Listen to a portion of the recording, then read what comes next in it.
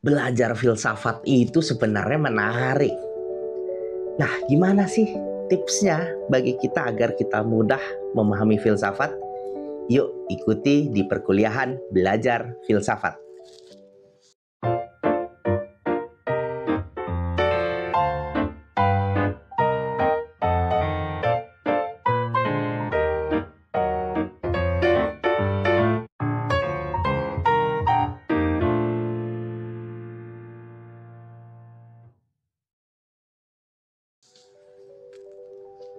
Nah, jadi pada perkuliahan kali ini, video ini hanya suplemen kuliah ya, jadi tetap eh, harus mengikuti perkuliahan konvensional. Ini hanya suplemen sebagai materi tambahan untuk pendalaman di materi perkuliahan lainnya.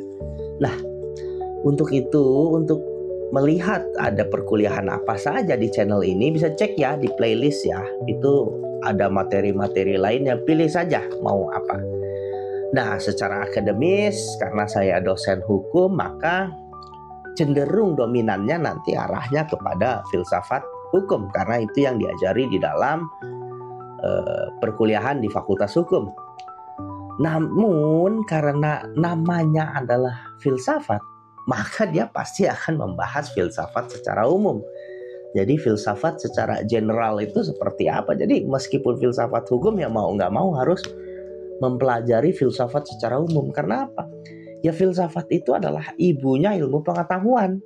Sehingga kita harus memahami sains, matematika, hukum, dan lain sebagainya yang didasari kepada satu landasan filsafat tertentu. Dia adalah induk dari segala ilmu pengetahuan.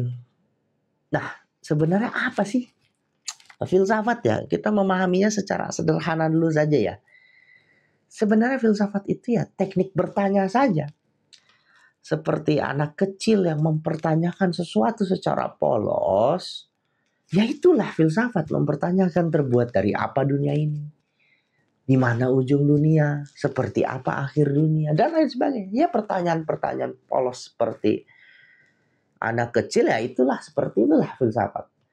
Cuman kalau Anda ini konsisten berpikir seperti anak kecil, maka Anda akan masuk ke dalam pertanyaan itu secara mendalam. Kalau konsisten secara lifetime, pertanyaan itu dipertahankan secara konsisten, Anda berpikir seperti anak kecil yang bertanya secara terus-menerus, maka Anda potensial untuk menjadi filsuf. Jadi ya bisa dibilang kalau ada pertanyaan ya yang menghantui kita dari kecil, kita merasa dibebani dengan suatu pertanyaan yang terus-menerus, pertanyaan yang sama yang harus kita cari terus-menerus, ya mungkin itu menjadi privilege besar ya, karena salah satu metodologi filsafat ya dengan kontemplasi, perenungan yang secara mendalam. Jadi merenungi pertanyaan itu secara mendalam. Meskipun dalam kita mempelajari filsafat, kita juga bisa menggunakan metodologi secara akademik ya, yaitu dengan metodis, sistematis, metodis. Cuman ya kalau filsafat tidak lengkap kalau dia tidak kontemplatif dan dia metodis, sistematis secara akademik. Jadi saling melengkapi saja pendekatan akademik dan pendekatan kontemplasi. Nah, tips pertama agar kita mudah memulai belajar filsafat adalah satu, kenalan dengan literatur. Nah, ini kita harus kenal dulu literatur filsafat itu seperti apa.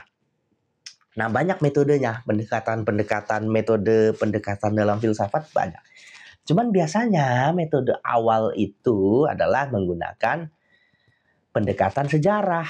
Itu sesuatu yang chronological, itu lebih mudah kita memahaminya. Nah, pertama itu kita biasanya pelajari dulu sejarah peradaban dunia secara umum. Jadi baca buku-buku sejarah dunia. Nah itu ada tuh yang bagus itu H.G. Wells ya. Itu sudah ada terjemahan dan kalau bisa pakai yang bahasa Inggris itu bagus tuh untuk kita memahami gambaran umum tentang sejarah dunia, peradaban dunia.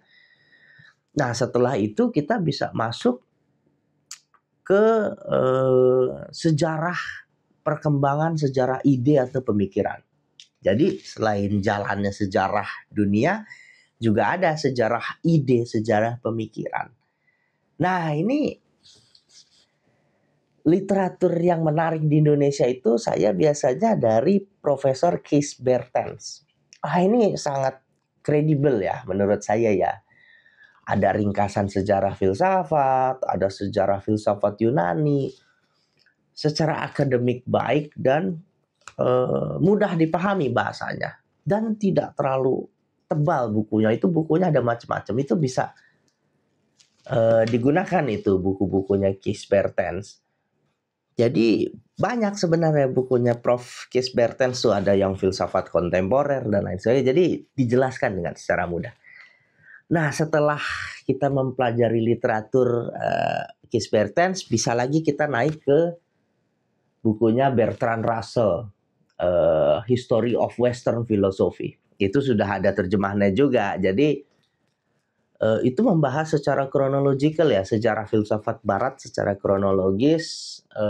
Bertrand Russell merangkum tapi juga memberikan komentar-komentar terhadap pandangan filsafat di situ perkembangannya. Nah, baiknya sih History of Western Philosophy kalau nggak salah itu sudah ada tuh di Google tuh PDF-nya ya. Jadi bisa pakai yang bahasa Inggris lebih baik dipadankan. Jadi kalau misalnya punya terjemahan juga dipadankan dengan versi yang bahasa Inggrisnya. Karena kadang kalau diterjemahkan tafsirannya suka berbeda. Nah kalau kita mau lebih mendalami lagi literatur apa sih yang cocok dalam kita mempelajari filsafat, lebih dalam lagi kita bisa pakai Great Book of Western World. Jadi itu buku untuk seperti ensiklopedia ya. Jadi buku-buku pemikiran terbaik dunia dari zaman Yunani klasik sampai yang episode pertama kalau nggak salah 54 buku itu sampai Sigmund Freud ya. Itu buku-bukunya dirangkum di situ. Itu satu paket besar ya, satu volume besar ya. Nah itu bisa tuh chronological juga itu. Jadi bisa kita baca buku-buku bahasa Indonesianya, lalu naik ke Bertrand Russell, lalu pendalaman Great Book of Western World. Itu masing-masing filsuf-filsufnya bisa kita pelajari. Cuman ya pasti butuh waktu. Kalau kita melakukan eksplorasi literasi ya butuh waktu yang sangat, bisa dibilang sangat panjang ya. Nah, kalau kita mulai tertarik dengan filsafat, nanti kita akan terjun ke dalam satu fantasi.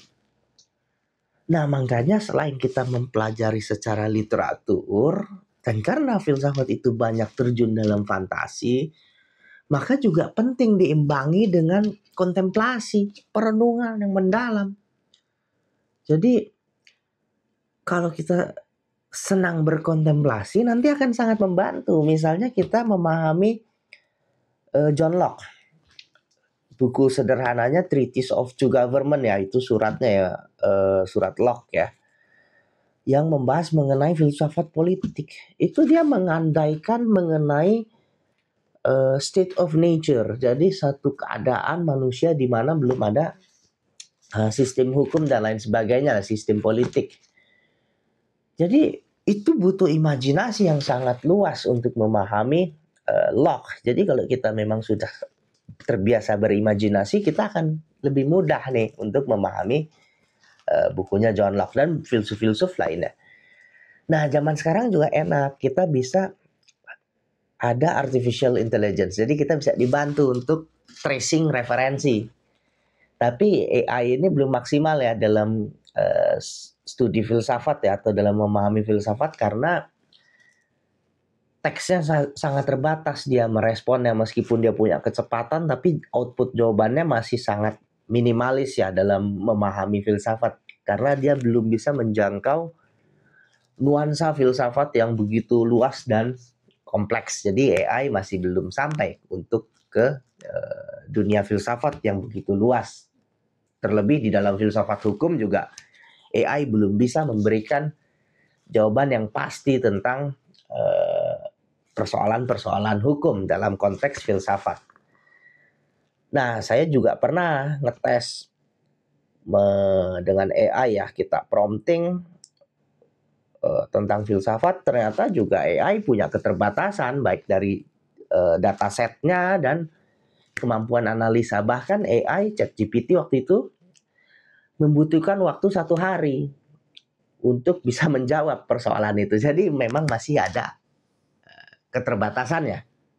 Nah, setelah kita memahami tips tadi ya, berkenalan dengan literatur, kita masuk ke tips yang kedua. Yaitu tips apa? Selalu tulis ide Anda.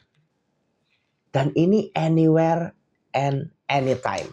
Jadi kalau kita mau memudahkan mempelajari filsafat, harus selalu bawa alat tulis. Karena ide itu bisa datang kapanpun, anywhere, anytime. Dan itu kita harus bisa menulis saat itu. Jadi bisa bawa alat tulis, buku, atau misalnya bisa juga di handphone, tablet yang kita siap untuk menulis ide apapun itu ya. Nah, kenapa kita penting selalu menulis? Karena kita akan terbiasa menguji satu statement atau proposisi yang ada dalam pikiran kita. Dan kalau itu sudah kita lakukan, terbiasa nanti kita punya kecepatan memproduksi tulisan. Misalnya dalam 1 hari kita mampu memproduksi 50 halaman. Nah, otomatis nanti kita akan memproduksi banyak karya kalau kita sudah memiliki kemampuan produksi kata atau kalimat yang sangat cepat ya. Karena filsuf-filsuf itu menulisnya sangat banyak, ribuan halaman. Jadi memang mereka terbiasa menulis sangat intensif. Nah, gunanya apa? Jadi menulis itu kita akan mengingat proposisi yang kita tulis. Dan kita akan senantiasa menguji kembali setiap apapun yang kita tulis. Berbeda dengan lisan. Lisan itu kadang bisa kita ingat ya. Cuman dengan menulis kita akan menguji proposisi itu secara lebih dalam dan lebih tajam. Sehingga menulis itu ya membantu kita untuk menguji perkataan kita, statement kita konsisten atau tidak. Nah, makanya selain itu untuk menguji statement-statement kita, ada tips yang ketiga, yaitu kuatkan logika.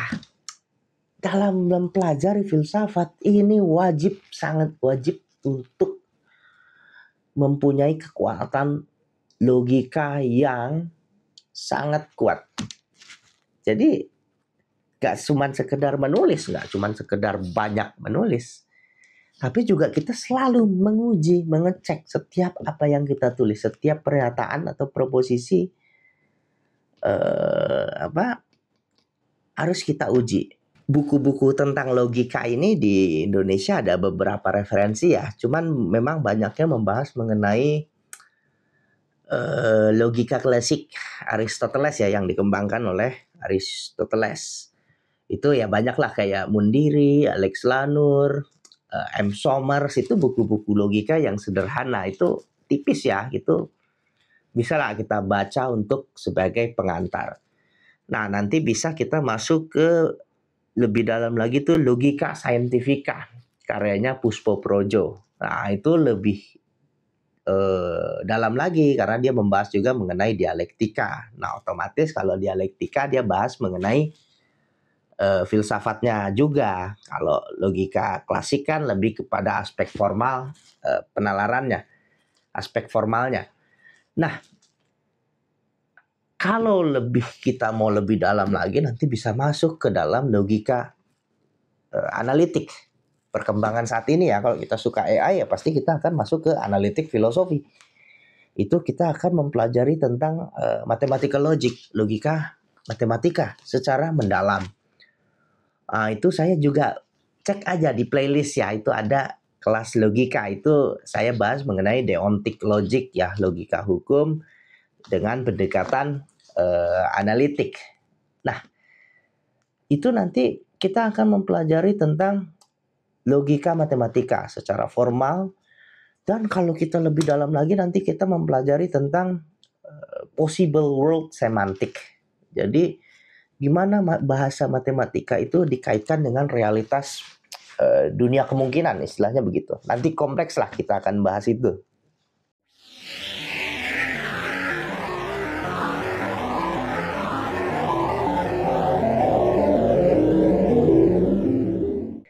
Kesimpulannya sebenarnya di filsafat tidak ada kesimpulan ya, cuman untuk mempermudahkan, yaitu untuk tips ya untuk kita memulai belajar filsafat ya secara sederhana ada 3 ya.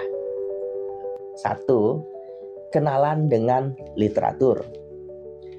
Kedua, selalu tulis ide Anda anywhere and anytime. Ketiga, perdalam dan kembangkan logika. Ya, dengan kita memulai dengan 3 hal itu, maka kita akan lebih mudah dalam belajar filsafat.